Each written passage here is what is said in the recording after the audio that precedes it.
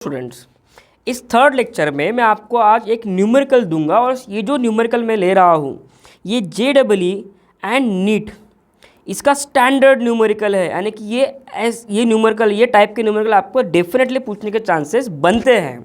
देखो अभी क्वेश्चन क्या है। क्वेश्चन एकदम सिंपल है। आपको पूछा जाता है कि final temperature of mixture type question, final temperature of mixture, ये एक क्वेश्चन का टाइप है मिक्सचर। ओके चलो देखो अब क्वेश्चन को रीड करो। आपके स्क्रीन पे क्वेश्चन दिख रहा होगा।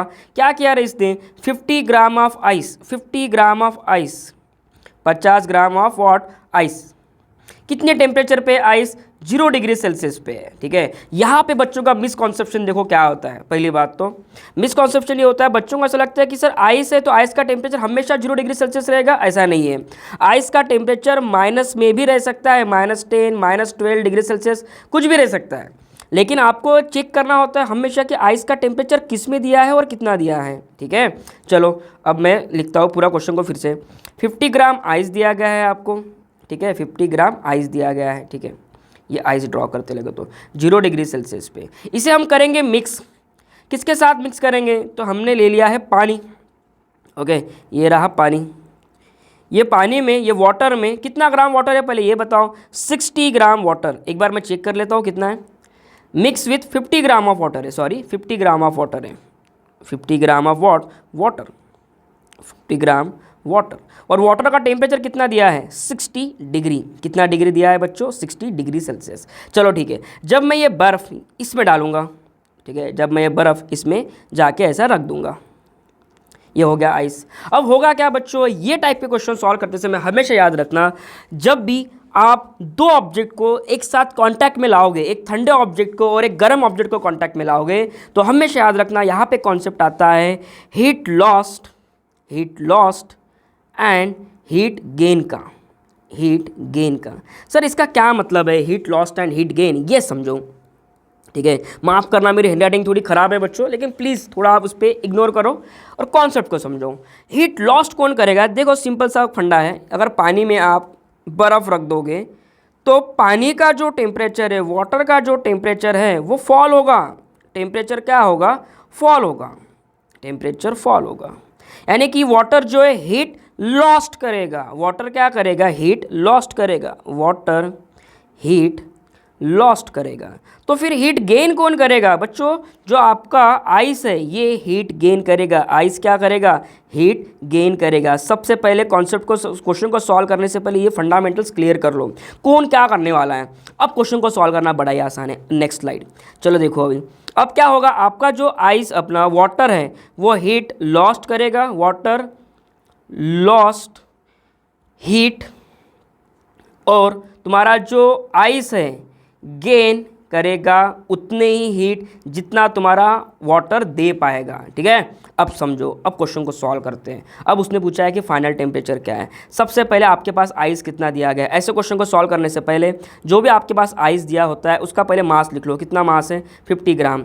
आपके पास जो आइस के लिए डेटा है मैं लिख लेता हूँ, मास ऑफ आइस इज़ 50 ग्राम। चलो ठीक है, लैटेंट हीट जो होता है आइस के केस में वो कितना होता है, मैंने बताया था 80 कैलोरी पर ग्राम। यानी कि 1 ग्राम अगर आइस को मुझे मेल्ट करना है तो मुझे 80 कैलोरी हीट देनी पड़ेगी। लेकिन अगर आपके पास 50 ग्राम आइस है, कितना ग्राम, 50 ग्राम, तो कितनी हीट देनी पड़ेगी बता सकते हो। तो heat supply equals to M × L, latent heat of ice या लैटेंट हीट ऑफ फ्यूजन भी कहेंगे। हमारे पास ये 50 gram ice, latent heat of fusion होता है बच्चों 80, तो ये हो जाएगा अराउंड 4000 कैलोरी हीट। इतनी चाहिए रहेंगी आइस को। कितनी, किसको चाहिए इतनी हीट, आइस को चाहिए। आइस को क्या करने के लिए रे, मेल्ट होने के लिए। क्या होने के लिए, मेल्ट होने के लिए। हमेशा याद रखना, मैंने ये पॉइंट लास्ट स्लाइड में बताया था, लास्ट लेक्चर में बताया था, जब भी फ्यूजन होगा, जब भी फ्यूजन होगा टेम्परेचर चेंज नहीं होता है, टेम्परेचर कांस्टेंट होता है। यानी कि जब आइस मेल्ट होता है, जब आइस मेल्ट होता है, आइस मेल्ट होता है तो वो 0 डिग्री का, जब वो लिक्विड में कन्वर्ट हो जाएगा तब उसका टेम्परेचर 0 डिग्री सेल्सियस ही रहेगा। अब अगर आपने इस वाटर को हीट सप्लाई दिया, अब इसका टेम्परेचर राइज होगा, अब इसका टेम्परेचर क्या होगा, इंक्रीज़ होगा। लेकिन जब ये फ्यूजन प्रोसेस चलेगी तब तक उसका टेम्परेचर राइज नहीं होगा, टेम्परेचर कांस्टेंट मेंटेन रहेगा। ठीक है, तो हमने हीट सप्लाई देख लिया। क्यू टू आइस, आइस को अगर कंप्लीटली मेल्ट होना है तो हमारे केस में 4000 कैलोरी इतनी हीट सप्लाई करनी पड़ेगी। चलो देखते हैं कि तुम्हारे वाटर के पास उतनी हीट है कि नहीं। देखो अब ये कैसे कैलकुलेट करोगे। तुम्हारा वाटर है 60 डिग्री सेल्सियस पे, कितना ग्राम वाटर है, 50 ग्राम वाटर है। Okay, mass of the water 60 ग्राम का, अगर मैं इसको 0 डिग्री पे लेके जाऊँ, टेम्परेचर फॉल करूँ, देखो जैसे वाटर का टेम्परेचर फॉल होगा मतलब वो हीट सप्लाई करेगा, या फिर हीट सप्लाई करने से वाटर का टेम्परेचर डिक्रीज होगा, ऐसे भी कह सकते हो। तो वाटर मैक्स टू मैक्स कितना हीट सप्लाई करेगा। देखो जब वाटर 60 डिग्री पे था तब भी वो वाटर ही था, और जब वाटर 0 डिग्री पे आ जाएगा तब भी वो वाटर ही रहेगा, बस उसका टेम्परेचर फॉल डाउन हो चुका है। तो यहाँ पे फ्यूजन नहीं हुआ है, ना ही कोई स्टेट चेंज हुआ है, यहाँ पे सिर्फ टेम्परेचर फॉल हुआ है। तो जब भी टेम्परेचर फॉल होगा तब हम क्या लिखते हैं, यही फॉर्मूला लिखते हैं MC डेल्टा T। यहाँ से हमें पता चलता है कि आपके वाटर ने कितनी हीट सप्लाई की है। तो कैलकुलेट करते हैं फिर कितनी हीट सप्लाई की है। तो वाटर के पास मास कितना है 50, स्पेसिफिक हीट ऑफ वाटर होता है बच्चों 1, डेल्टा T 60 से लेके 0 तक यानी कि 60 डिग्री। तो ये कितना आ जाएगा, अरे कम भर रहा है ये तो 3000 कैलोरी ही सप्लाई कर पा रहा है।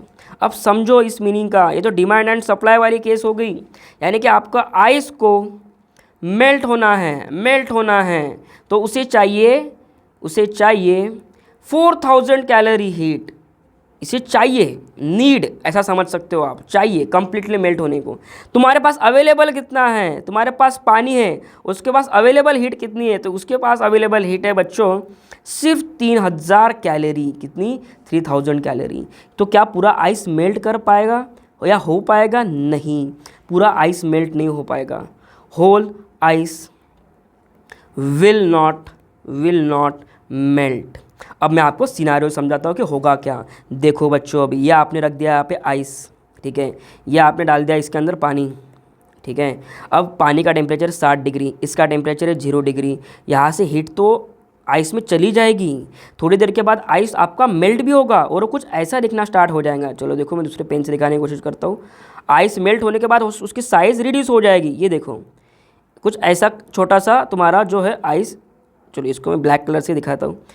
आइस जो है तुम्हारा छोटा हो जाएगा साइज़ उसकी मेल्ट होने के, लेकिन पूरा आइस मेल्ट नहीं होगा। लेकिन वाटर का टेम्परेचर जो है 60 डिग्री से डिक्रीज़ होते होते वो 0 डिग्री तक आ जाएगा। अब इसके बाद हीट फ्लो नहीं होगी, क्या नहीं होगी, क्यों, क्योंकि आपका जो आइस है उसका टेम्परेचर कितना है 0। अब यहाँ पे जो वाटर आ चुका है इसका टेम्परेचर भी कितना है 0, तो हीट फ्लो ही नहीं होगी बच्चों। हीट फ्लो होने के लिए हमें क्या चाहिए, हीट फ्लो होने के लिए हमें चाहिए टेम्परेचर डिफरेंस। तो यहाँ पे हीट फ्लो होगी ही नहीं, हीट फ्लो होगी ही नहीं एंड में। तो यहाँ पे final temperature of the mixture क्या होगा, final temperature of the mixture होगा बच्चों, आप खुद देख लो, पानी का 60 डिग्री का टेम्परेचर कितना हो गया 0, आइस का फाइनल टेम्परेचर कितना होगा 0, यानी कि final temperature of the mixture is what 0। ठीक है, यहाँ पे एडवांस लेवल पे और एक क्वेश्चन पूछा जाता है कि आइस का कितना परसेंट या कितना mass of ice that melt, find mass of ice melt, कितना मास आइस का मेल्ट हुआ। अब कैसे निकालोगे ये क्वेश्चन, वही फॉर्मूला लैटेंट हीट का, Q equals to M into L। तुम्हारे पास अवेलेबल हीट कितनी है, हीट सप्लाई कौन कर रहा है, वाटर कितना हीट सप्लाई करेगा। देखो वाटर के पास हीट सप्लाई का था 3000 कैलोरी, इतनी हीट सप्लाई कर पाएगा वो। अब तुम्हारे पास लैटेंट हीट ऑफ फ्यूजन दिया गया है कि 1 ग्राम आइस को मेल्ट करने के लिए 80 कैलोरी चाहिए, तो हमारे पास अवेलेबल कितना है 3000 कैलोरी, तो कितना ग्राम मेल्ट होगा, तो वो निकाल सकते हैं हम। 3000 equals to M into latent heat of ice कितना है रे बच्चों 80, तो यहाँ से एक 0 काट दो, तो ये हो जाएगा 300/8 यानी कि 150/4, यानी कि ये हो जाएगा 37 ग्राम के आसपास आंसर आएगा। यानी कि जो आपका आइस मेल्ट हुआ है वो कितना ग्राम मेल्ट हुआ है बच्चों, 37 ग्राम मेल्ट हुआ है। ठीक है, चलो सपोज अगर ये 4000 कैलोरी हीट सप्लाई कर देता, कौन, तुम्हारा वाटर 4000 हीट सप्लाई कर देता, तब कितना मास मेल्ट हो जाता। देखो अभी 4000 अगर हीट मिल गई तो M into latent heat of ice कितना है 80, तो M कितना आएगा 0 कैंसिल, तो ये 50 ग्राम, यानी कि टोटल जितना ग्राम आपने लिया था ना उतना का उतना पूरा का पूरा ग्राम मेल्ट हो जाएगा। ठीक है बच्चों, अगर वीडियो अच्छा लगा तो प्लीज़ इसको लाइक शेयर सब्सक्राइब जरूर कर देना चैनल को, और प्लीज़ नए वीडियो के लिए वेट करो। मैं कुछ ही दिनों में थर्मल प्रॉपर्टीज ऑफ मैटर पे पूरे लेक्चर अपलोड कर दूंगा। तब तक मेरे इस चैनल को सब्सक्राइब करके रखो। आपको कुछ भी सजेशन देनी हो मेरे वीडियो से रिलेटेड, कुछ भी आपको चेंजेस करना हो तो प्लीज़ मुझे बताओ। मेरे जो भी चेंजेस रहेंगे वो एक्सेप्टेड रहेंगे, आप अगर कुछ बताते हो तो। ठीक है बच्चों, thank you so much for everyone for watching this video. Bye.